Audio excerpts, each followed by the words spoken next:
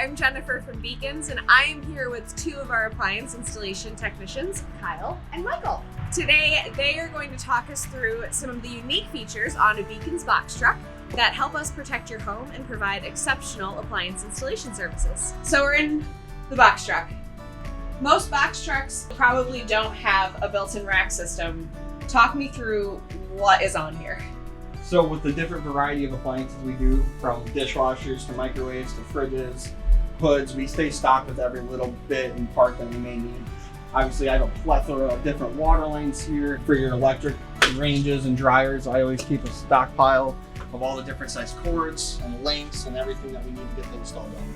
I have assorted bins of random miscellaneous parts there. Sometimes we have to wire things up with cords and plugs and dryer vents, and we just keep everything there stocked on our truck so we don't have to be scrambling when we're at your home installing.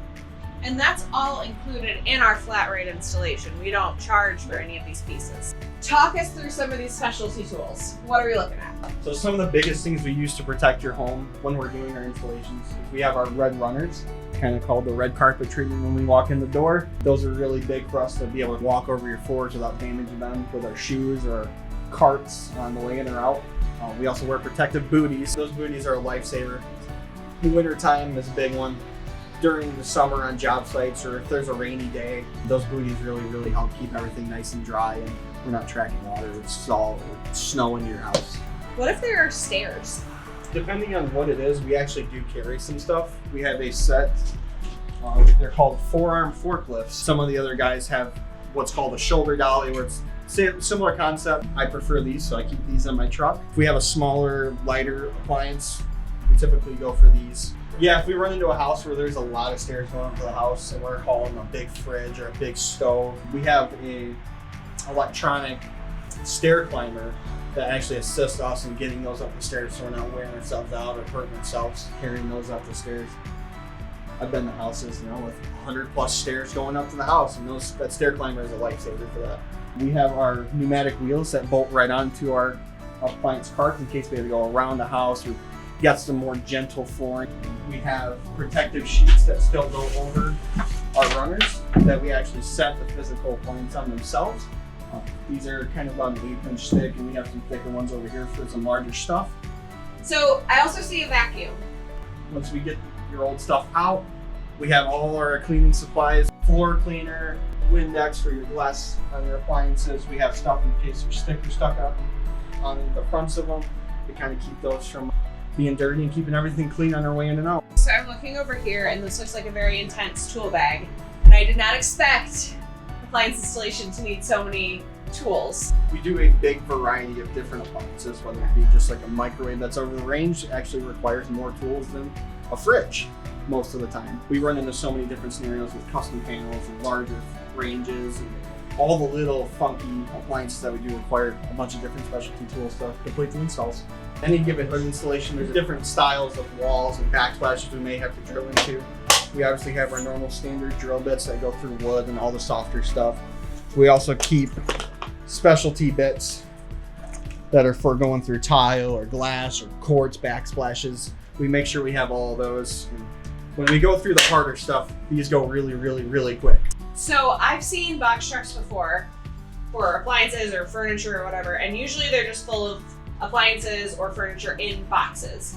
We don't do that, so talk me through what's different there. Every time we go and unbox every appliance in the morning, we make sure there's no damage, no missing parts. We want to make sure everything's nice and tight before we even leave the warehouse, so we're not running out scrambling by the time we get to your home. And that's where the straps are important, because they don't have additional protection from the manufacturer. When we're transporting appliances from the warehouse or just driving around with them, they're all strapped into the truck nice and tight with our straps. These lock into these rails here, and they'll strap around the fronts of your appliances. These won't scratch or hurt them. If there's something that's a little bit more sensitive, we have moving blankets and towels and anything that we can put over the front of them to keep them extra safe. A day in the life. You get to work, bring me through the rest of your day. Yeah, so we start off in the warehouse. We're making sure we have the right stuff. We'll pull it off, unbox everything, check everything, make sure nothing's damaged or everything's in good shape. Then they all get loaded on the truck, strapped in. We make sure we're stocked for the day with all of the parts back here. Then after that, we'll go meet in the morning, typically twice a week. We go there, we talk as a team to make sure everybody's in on some things that may have changed with different brands. Other things like if we learn something new on one thing, we have to share it with everybody else so we can all kind of stay up to date with different install procedures and little tricks that we've learned just throughout the week. Sometimes we'll get our service department who comes in and kind of gives us feedback on things that haven't been working for us, so we can all kind of come together and update what we do as a team to keep everything flowing as best as possible. Is there anything in particular that we do with our box trucks in the winter?